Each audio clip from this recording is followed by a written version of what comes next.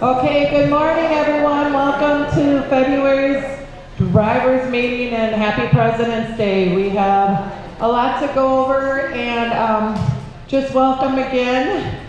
We don't have any new drivers, but we do have a couple drivers that came back and are going to be driving soon. We have Dave, who's taken over 275. He's back with us, so welcome Dave back. And we have Craig. Craig is, welcome him back too. He is going to do some driving as well. So thank you. And then we have some anniversaries. We have a couple one-year anniversaries. Tom LeMay, I did see him earlier. Tom LeMay has been here with us for a year. And then we have Patrick Welch, who that co-shares with Dale. I don't see him, but he's also been here years, so when you see him, say happy anniversary. And then Dale Meyer. Where is Dale Meyer? He's been here for us for 2 years. He's a community driver right there. Welcome. Thank you for all your service in the community. And then we have Angie. She's been with us for 4 years. So thank you, Angie. Okay, I'm going to get into some announcements. Since Mike isn't here, we're going to talk about Willow a little bit over at Merrick. We all need to be on the same page of how you load over at Merrick. So if you do go to Merrick, we do not want you taking a left on Judson off of County Road E, because it's an accident waiting to happen. So please do not be taking a left on Judson. Please either go to County Road or go to Labor and take a left, and then go and Willow, or take 61 and take a right on Willow. But please do not be taking any lefts. Lefts are always an accident waiting to happen. And when you leave Willow and you're going on Judson, do not take a left on County Road E going back out after that. Take a right and then go and take rights off of Willow back onto Labor, or go out to 61 and then you got the light and then you can take a left. But let's not take any lefts on County Road E, and no lefts going on to Judson when you're going to go load over at Willow. So can everybody see this map? And then I also are hearing that some drivers are cutting each other off. That's not right either. When people are staging, can everyone see where the staging is out front? When you're loading over at Willow, that's where you need to stage. And when you see buses, see where it says do not enter? I hear that drivers are entering there and cutting people off that have already been there and staging. Can you imagine how that feels when you get over there and you're staged, and then a driver comes and cuts you off and tries to get into line when you've been waiting 5 minutes or 10 minutes? Please don't do that. That's just confrontation waiting to happen. Let's all be courteous, and let's all be able to, do the right procedure over at the site. So does everybody understand where you do not enter and where you need to go on? What's that road where those arrows are coming from? Judson. That's Judson. So you need to go and you need a stage in those first three that are, is there three? Can you go point, please, so we all can know where we need a stage? Oh, she got a special tool for her birthday. Did you guys know that it's Reedie's birthday today? So when she comes back out here, let's all wish Reedie a happy birthday. Happy birthday, Reedie! So, this is where you're going to stage. You're not going to cut anybody.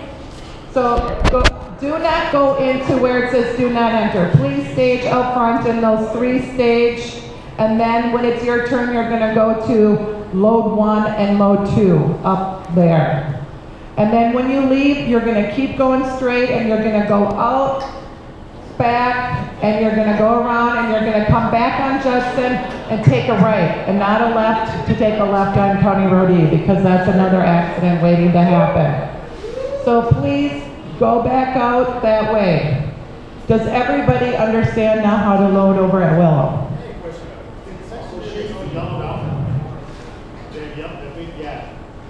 There's the bus there, there's cars there, there's a trash truck back there.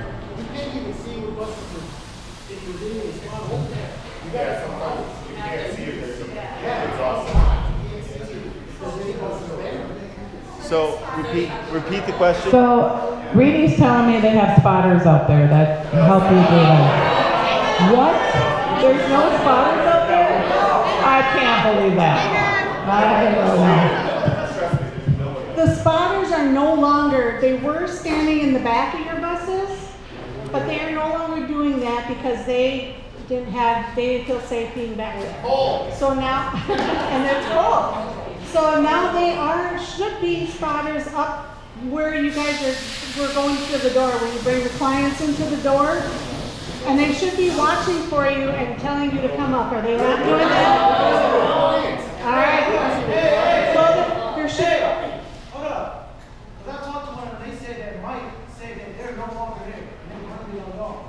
Oh. Well, I guess we need to talk to Willow then again. So the agreement with them, and now you're telling us that they have not lived up to it.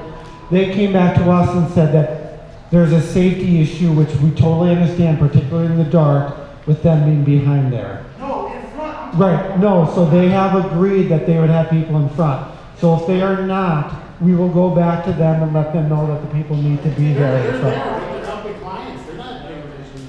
They're not. Okay, we will. When we started dropping off at Willow, there was a guy out there with Yes, and we are not, that is not happening anymore.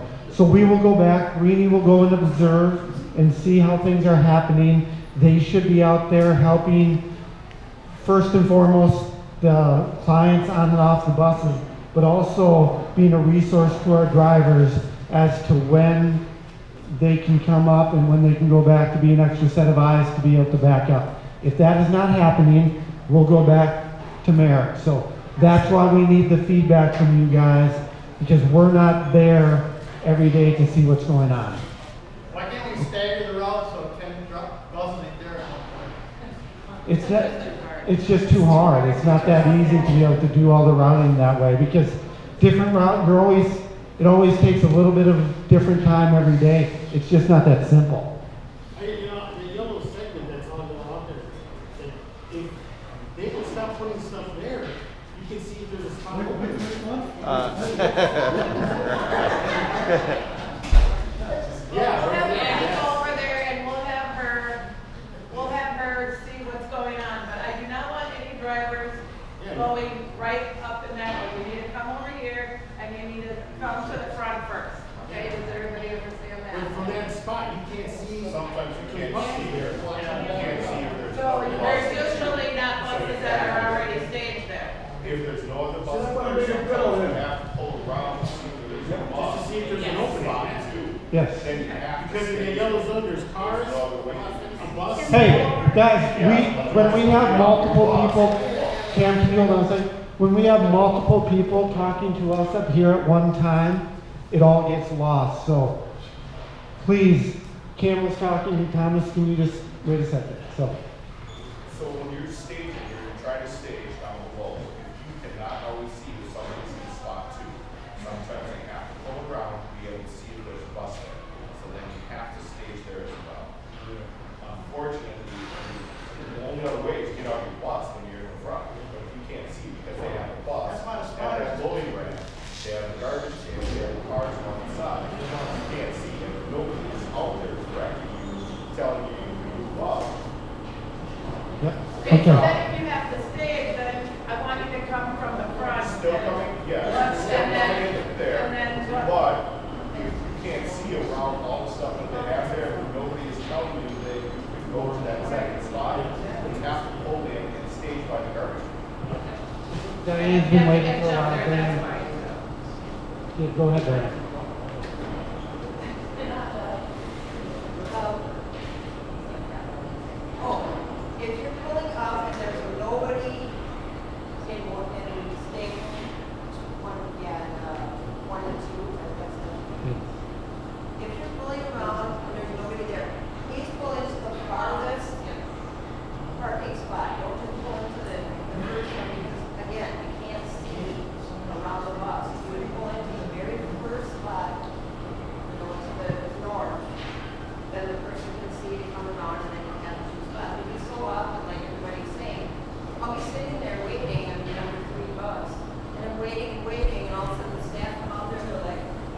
All right.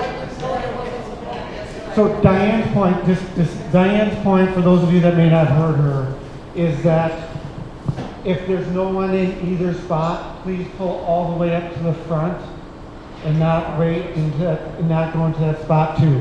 Obviously, we're having issues in our loading over at Willow. Rini and Mike will continue to go, we'll start making increased emphasis to go over there, review what's going on, and try to help come up with a system, both working with the folks at Merrick and understanding what you guys are seeing to try to make the situation better. Because based on this response, obviously something needs to improve over there.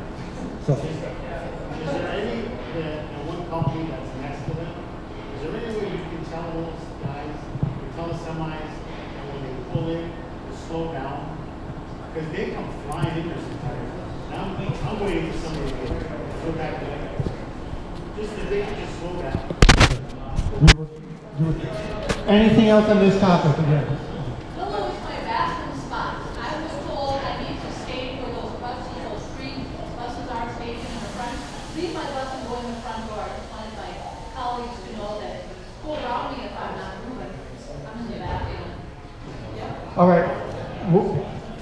We're going to move on right now. If you have other additional comments, please write them up. Please write them up on Bring it to Rini. Bring it to Rini. A lot of the times when you just come tell Rini or Mike or Patty something, they're dealing with a dozen other things at the same time, and that may get lost. So the more you can write up those challenges and issues and those suggestions, the more helpful it is to us. Okay, a couple more safety vests. So did you guys know that it's in our handbook that you need to be wearing safety vests? Hello? Yeah, it's on. So you get a safety vest at the beginning, and you need to be wearing your vest when you are driving, when you are working with clients, when you are in the yard, because it is easier to see you out there. So, and if you don't wear a vest, then, I mean, you can be wearing like something that Laura's got on right now, but you need to be wearing something that you are visible to see. So please, please, I don't want to see people not wearing their vests driving and seeing people that don't have vests on, because it is part of what you need to be wearing as a new tracks driver.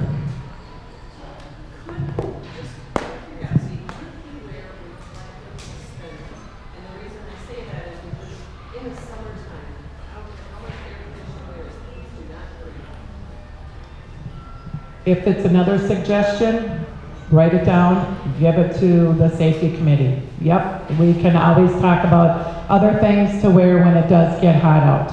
So we need to move on. We got a lot more stuff going on, but I want to make sure that everybody knows you need to wear your safety vest. Also, make sure your lights are always on. Make sure that you're using your flashers when you're over at the sites, when you're parked, just stuff that is very visible to see. So when you're out driving, you have to have your lights on your bus. So make sure you have that. We are starting a new position here at New Tracks. On-call dispatcher at night. Part-time on-call dispatcher at night. It will be posted, but we are looking for a dispatcher at night. You can be at home.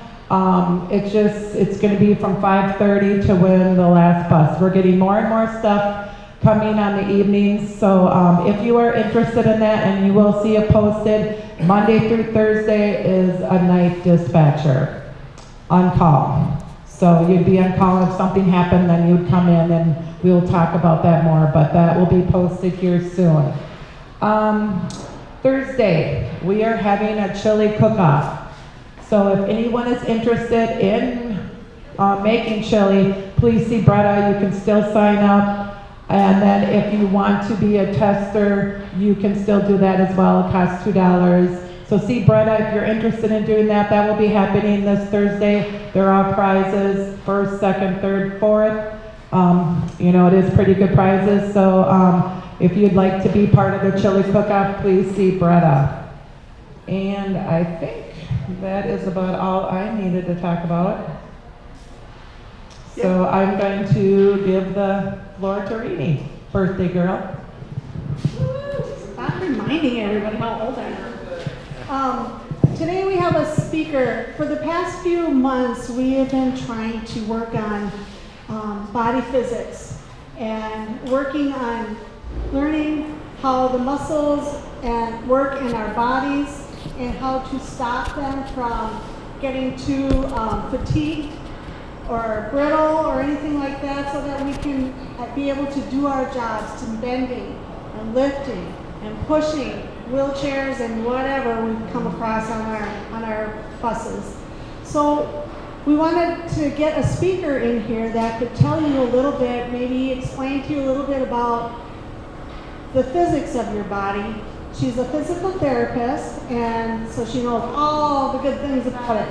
And her name is Dr. Meagan Francisco, and she's going to talk a little bit about that with you.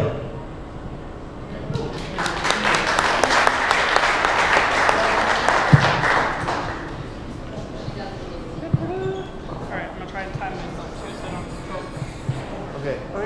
Okay, wow. You there's go a lot. over, it's fine. Okay. This shouldn't be too awful, hopefully pretty quick and dirty. But like I said, I'm Dr. Meagan Francisco. I am a physical therapist that works over at McCarran Lake Chiropractic, if any of you have heard or been. Great team over there, and you can just, do you want to just go to the first one? Ta-da. So, this is kind of my intro. I am hired by, just give you my little spiel for my company here. I'm hired by a company called Health Shift that's really working to unify the chiro and PT world, which is why I'm working at a chiro clinic as a PT. Kind of really trying to combine skeletal and muscle health together to really just work as a team. So that's kind of my background, and I'm pretty young in this field, but I have been working for about 2 years now, and a lot of what I do see is chronic neck and back pain because of the nature of a chiropractic clinic. It's a large variety of what I do. I do a lot, but neck and back, super common. Obviously, I think most of us experience neck and back pain at some point in our lives, especially as we get older. So that's me. All right, so we're here to talk about ergonomics. I know your jobs are pretty physical, pretty repetitive in movements, sitting, lifting, bending, twisting, all of the stuff that tends to cause pain, especially in low backs. So we're going to talk about kind of some general warm-ups, kind of foundational movements of lifting. We're going to go through some images, kind of some proper techniques, and then I really want to have time to answer your questions because I got a video of what you do that is pretty brief, but I also want you to have time to talk to me because I don't know exactly what it is that you are doing or what's causing pain. So I'm super open to questions. They say I'm an expert. I don't know that I am, but I will try my best to help you with whatever questions you have. So to start, super important things to do before you even get to work. This is the bread and butter of keeping our bodies healthy and safe. Warm up. Whatever you're doing during the day, doing those movements without load to start is how you are going to prepare your muscles, your spine, to load those movements properly. From what I can tell, you do a lot of squatting, hinging, lifting, pushing, pulling, etc. So doing those things without load to start is the most important thing to do to prepare your muscles. So in the morning, getting up, having a routine, a stretching routine, a mobility routine, throwing down some body weight squats before you start your day is just a huge and easy way to warm up your muscles to these movements before you throw load on them so your body doesn't freak out. Another super important thing is spinal warm-ups. Spinal resilience is going to create a healthy body. All of our nerves, everything come from our spine. So if our spine is not happy, our muscles are not happy, our nerves are not happy. So spinal warm-ups are something I teach almost all of my patients because it is kind of the basis of who we are, which is as simple as doing, neck circles, spending time warming up your neck, mid-back, low back, doing the same thing. Moving through your mid-back, this is usually the hardest area. People don't usually have great connection to their mid part of their body. We usually kind of understand moving our hips and moving our neck.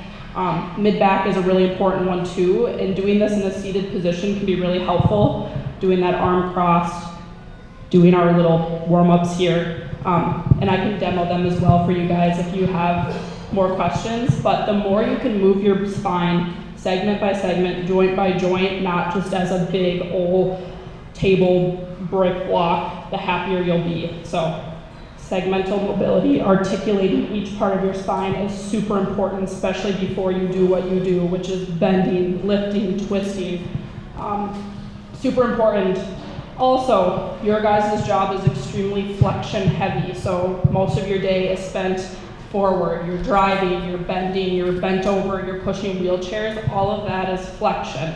So when we're flexed, our spine is pushing our discs backwards, so that creates a lot of impingement, disc impingement. We hear about this all the time, bulging discs. It's because as we go forward, if our spine is like Jenga, we're constantly pushing those jelly donuts backwards. So the more you can try to counteract flexion, go into extension, get on your elbows on the floor, whatever you can do, the better for your body.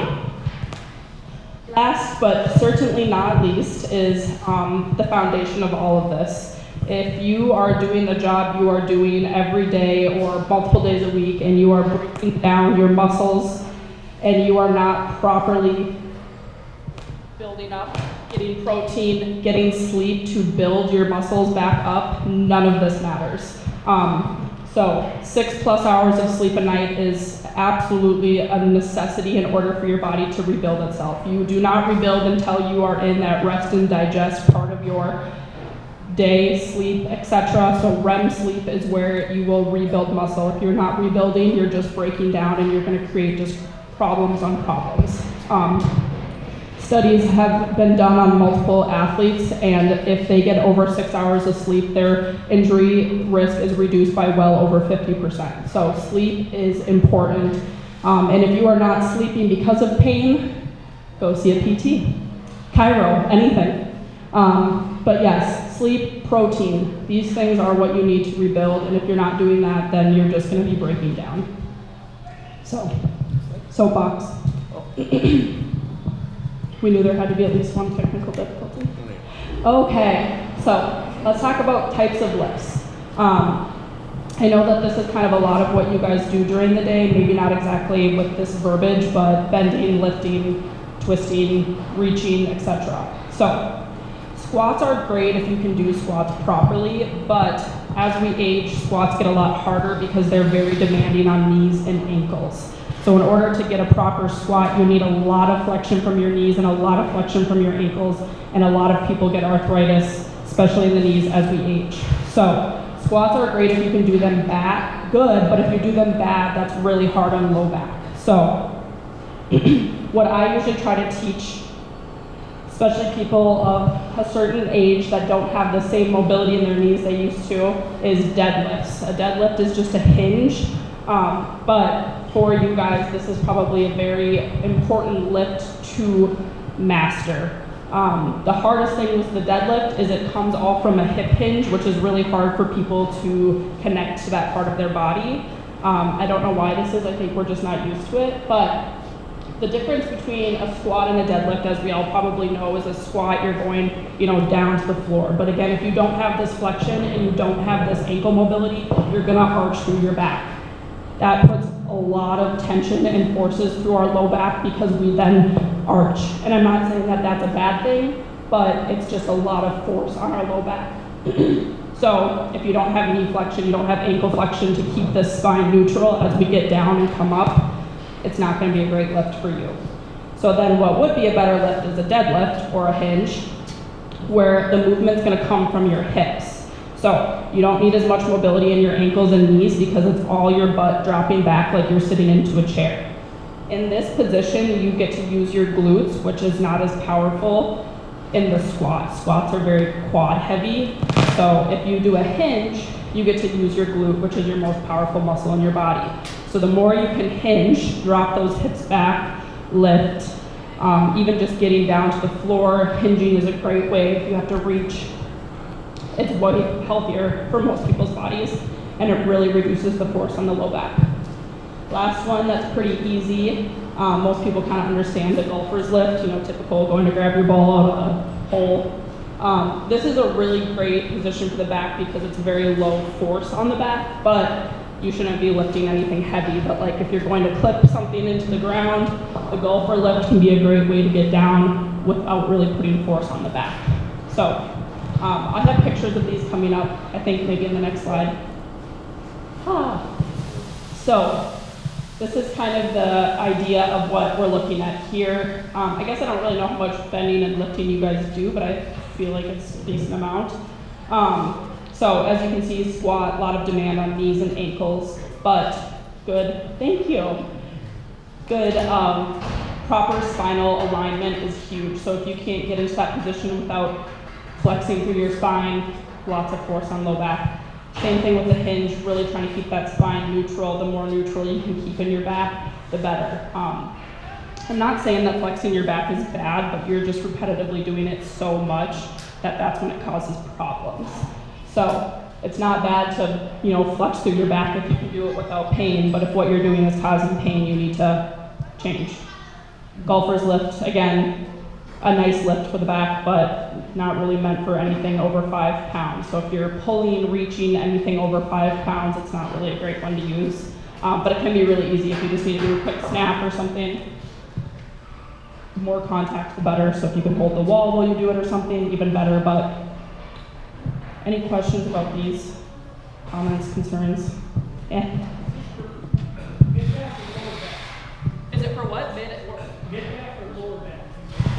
Honestly, both. The biggest place where people lose this movement is actually the junction right between their mid and lower back. I constantly hear like my pain's right here, my pain's right here. Well, that's because that's the point between your mid and lower back where people will lose this alignment. So they'll get to, maybe here, and then all of a sudden they'll drop. So I would say that joint kind of right between, but this is super important for both because it's keeping your alignment through the whole movement. But yeah, I would say it's definitely for both and really that junction between because that's where people tend to get a lot of pain. Yeah. We do the squat and the hinge, but we're also reaching. So I think that's maybe where a lot of back problems. So how would you do it that way? I mean, we're not lifting something straight up. Okay, so you're squatting and then reaching for what? Or hinging and reaching for what? We're doing like the hinge, but we're reaching too. Okay. Turning, Twisting through your back. So how would that be? Okay, so when you're doing that, is there like load involved? Like, are you moving something? Sorry, I'm just trying to understand. It's the tie down. Okay, so like when you're doing those hooks. Okay. So I would say, I did kind of see this in the video. I think that's what they're referring to, right? So this, I have some qualms with this. No, so I have some thoughts about this. Will you actually flip?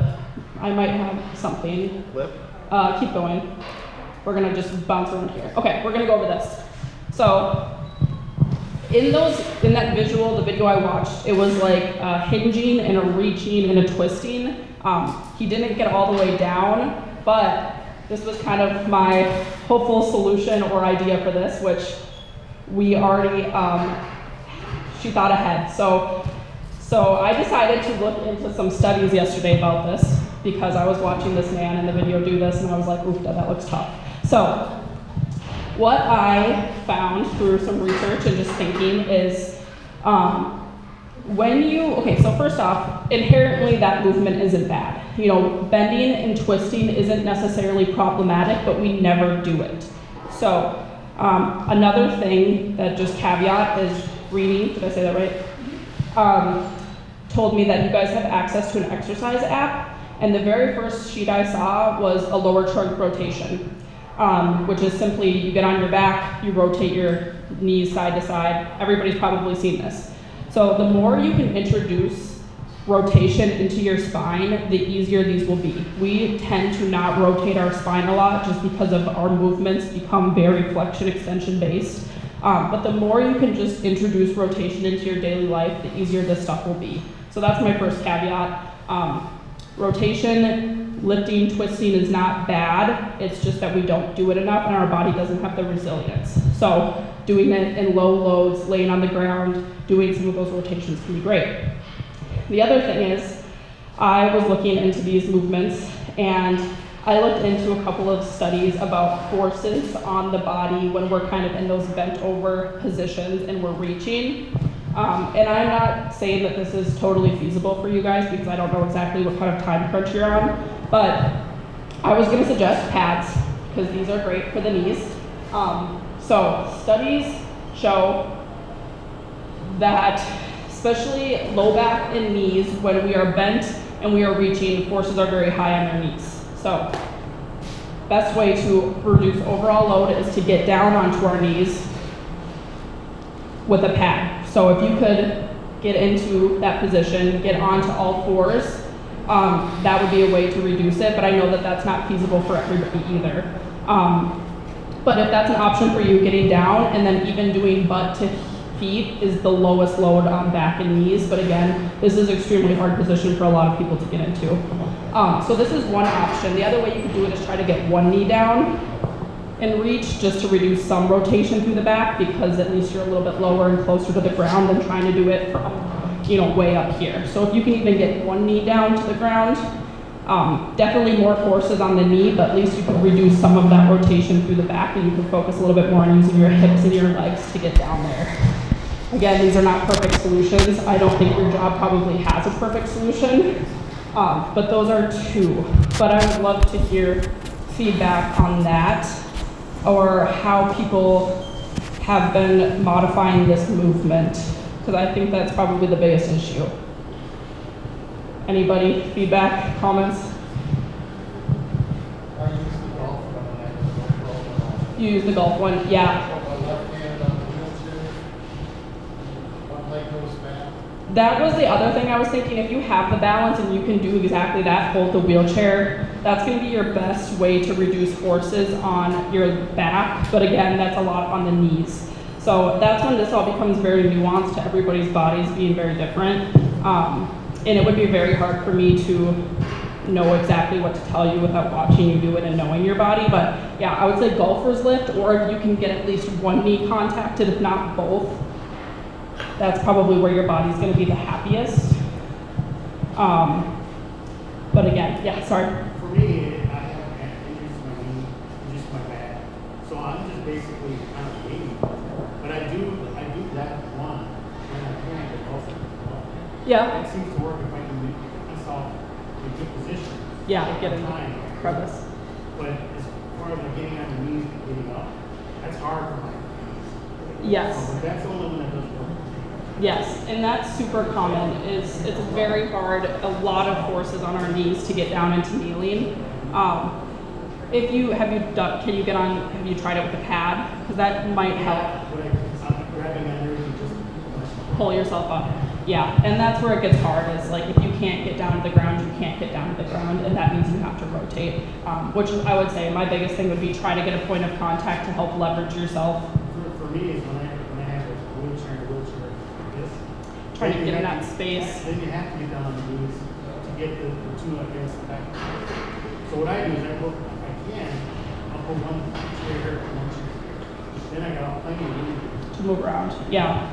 And I would say that, again, this is the most PT answer ever, but your biggest thing to do is just going to be start training yourself into those positions. Start, doing these movements, start rotating your spine. The stronger you can get into these positions, the less you're going to create injury in your back when you do it. So if you're only doing this kind of rotational movement at work and that's it, you're doing that, however many times a day, and then you're never exercising or doing anything, those movements, it's going to be painful.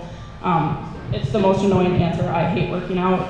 I don't really do it very much myself because I consider my job a workout, but I firsthand see the effects of what it doesn't do, or what it does to your body every day to not move. So I highly suggest. I've seen the cards. I never thought I would. I did. the alignment, making my job better. But also, he said to drink plenty of water. Yes. Because that hydrates the discs. Could you repeat his And I've been comment to doing the that folks? too. Yeah, so he was just saying that he saw a chiropractor and it really helped align him and helped his mechanics. But lots of water hydrate the discs, which is huge. Water is huge for everything, muscles, all that good stuff. You can do it. What? I know, I'm close. What do we got next? I don't even know.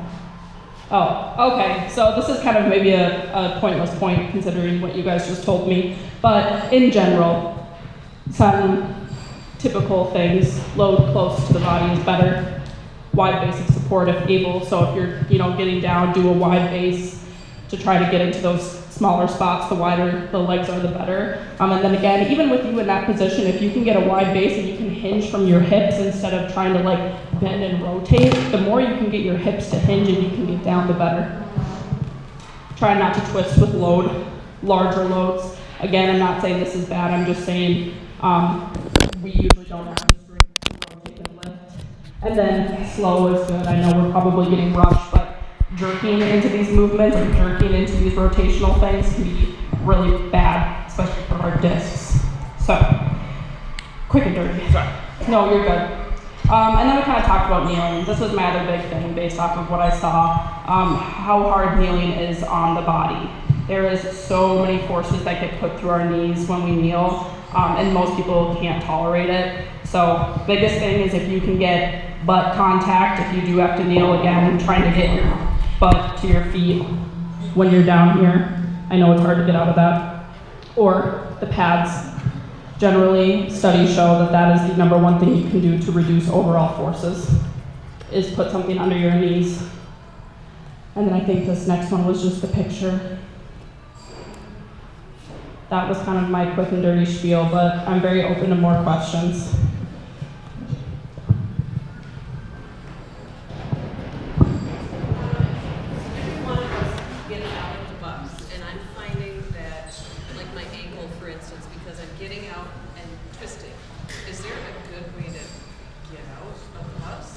You know what I mean? Yeah. So you're not stressing, same thing. Sorry, I didn't realize I should be repeating these questions to you guys, because of course we can't hear. So her question was about getting out of the bus. I'm assuming you're coming down steps and getting out, you're saying? The running board. Oh, the running board. Okay, so questions about ankles getting out of the running board to the ground. Everything. I mean, not just the ankle. The twisting and the load, everything, all the time on the leg. All the time on the left. It's depending on the left side, you open your door, you're getting out. To get out. And you're stepping because down. You gotta come around and reach your client. Okay. And you're constantly doing So you're always going left, is that what you're saying? And what is your body position like when you're going down the running board? Yeah, so you're getting out of the car, you're stepping. Oh, I get what you're saying, like you're rotating out of it. Yeah. Okay. Again, big thing is going to be align your hips with where you're going. So the more you're going to get out of the car, instead of moving your leg out, actually turn your body out of the car. Because otherwise you're going to have to pivot through your leg, and that's not great. So I would say biggest thing is the more your hips can guide where you go, the more your trunk, again, is in alignment, the happier you're going to be. It's not like a perfect answer, but I would say that if you're having pain with that, really try to be intentional about rotating your body to face wherever you're going before you do that step, because otherwise, yeah, you're going to do a huge twist through your ankle as you load onto it. So as you're putting all of your weight through your body, you're going to have to twist, and that's not going to feel great.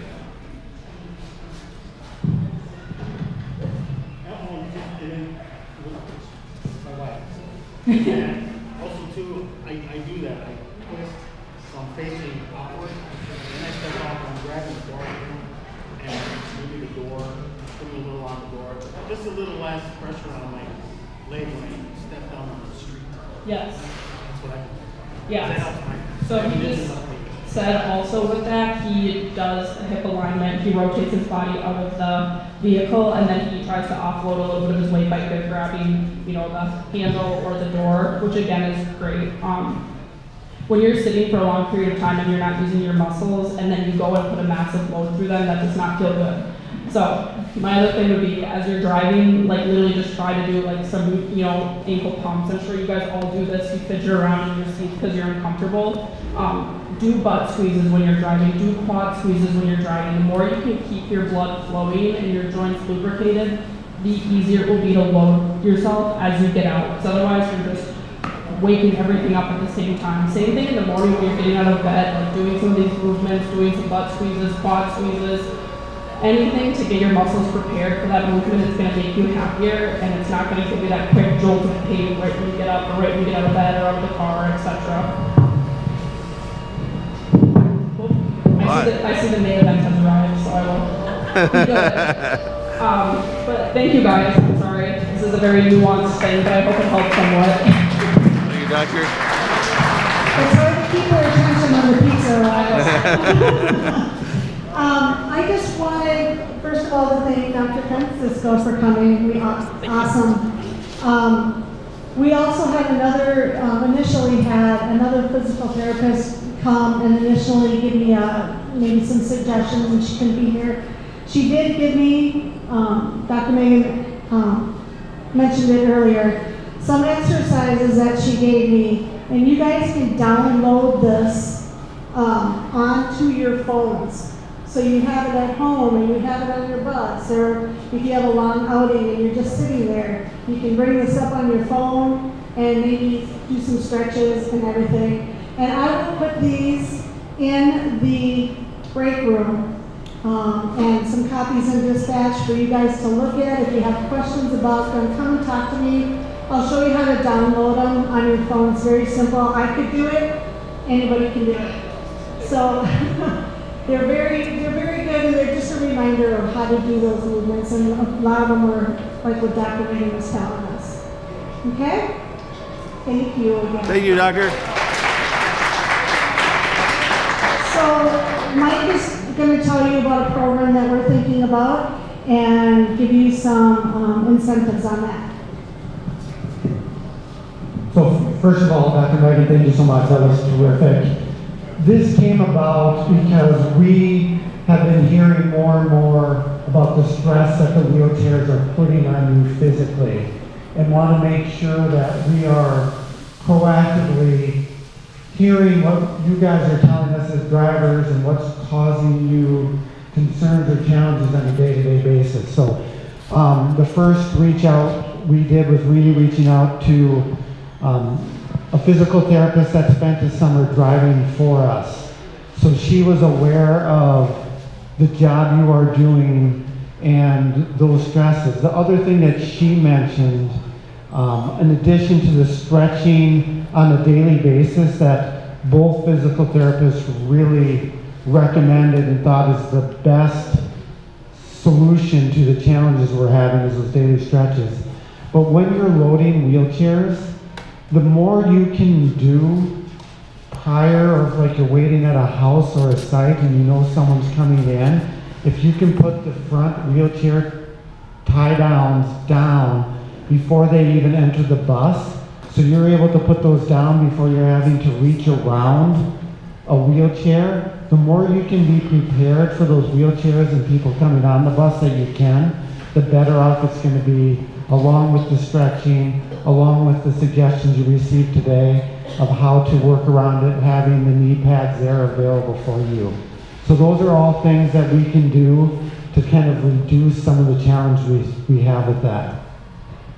But we also recognize that there is a real component of your job that working around the wheelchairs makes more difficult for you. So our intent is March through the end of June to roll out a pilot program that we're going to see how it works and see if this helps, is providing a financial reward dependent on how many wheelchairs you're doing a day.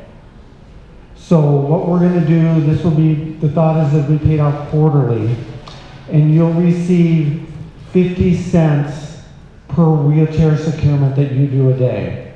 So if you have someone with a wheelchair, that becomes $1 a day. 50 cents for the securement in the morning, 50 cents for the securement in the afternoon. So if you have 4 people that you're doing wheelchairs on a day, that's $4 a day, or a quarterly reward of about $250. Our thought is we want something that's financially meaningful, but that, you know, that we can still afford and show you the appreciation that we have for the extra work that it takes to securing these wheelchairs on a daily basis. More details about this will be coming out, and these are for fixed routes. This does not, it's because that's where the real challenges have started, is on the fixed routes and the people that have these day in, day out, which is the first reason. And to be 100% transparent, the other reason this is a fixed route incentive or reward right now is we have a way to track it on fixed routes. We don't have a way to track middays, community, how many wheelchairs you're doing and things like that too. So right now we're talking about a reward of 50 cents per securement for your fixed route wheelchair. So again, if you have 4 people a day that require wheelchairs, it'll be about $250 a quarter. So more details to come. We're going to see how this works. March will be our first quarter, just the month of March, and then April through June will be our first full quarter rolling this out. We'll see if it's working as we intended and make whatever adjustments or changes potentially that we need to at that time. So I'm happy and willing to answer general questions on that right now. The specifics are still kind of being, we're still kind of working on, so I may not be able to get as specific as you want. But if there's any general questions, please feel free to ask. So if I'm understanding correctly, if I have a wheelchair in the morning, that's 50 cents. If they get picked up, nothing. Her question was, if I just provide that person a ride in the morning and a family member or someone else picks her up in the afternoon, yes, it's just for that 50 cent morning, that securement that you do, correct? Yeah, over here. All trans, our tablets do. So you're scheduled for that number of wheelchairs, the ones that you actually do will be tracked on your tablets, which is another reason why it's really important to log out of your tablets.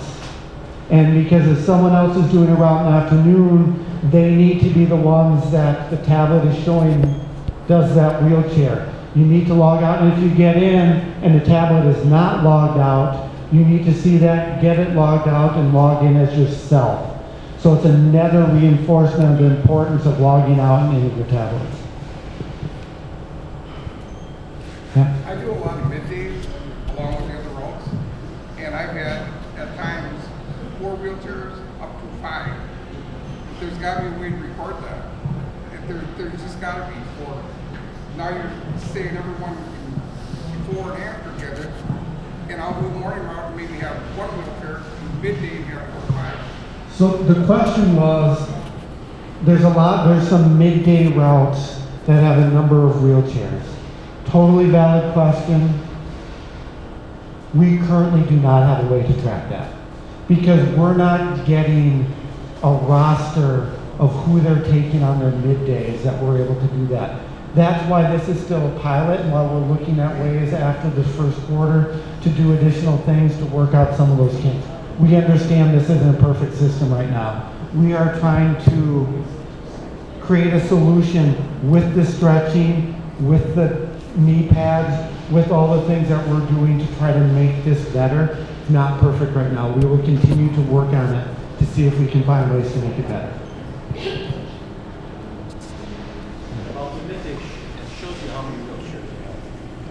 What's that? The midday sheet you fill out. We fill out the sheet, but it's not on the. But if you can't put it in. We are going to continue to look at to try to find a way to. Right now, we can't do it, and I don't want to delay this whole program to make it a perfect program to have all those things because there's certain parts we can't do right now. I'd rather lay it out, start this program, and continue working on ways to fit those other things in there, right? If we're waiting to try to figure out how to do that so we can track everything. That's another month, another quarter, another half a year before we're able to run this program out. So I think we'd rather start doing it, getting you what we can, and continue looking at ways to improve it. On the fixed starts currently, yep. That's our foundation. Yes. All right, anything else? Most likely, again, I don't have all the details yet, most likely it'll be a separate check. What about transfers? Transfers currently are not part of the program. If there's nothing else, I will again thank you all for the great work you do here. It is very, very appreciated. We continue to be the standard bearers of the type of transportation we do in the area. And it's because of everyone in this room, so thank you very much. Are we getting more buses? Is that Yeah, we have 6 more buses delivered on Friday. We are not able to put them in service yet because they have not been STS inspected, so 6 of the next 8 that we're getting are here on site. All right, so we'll start with 2 pieces to start. If there's more pizza after that, feel free to come back and get more. Thank you. Thank you.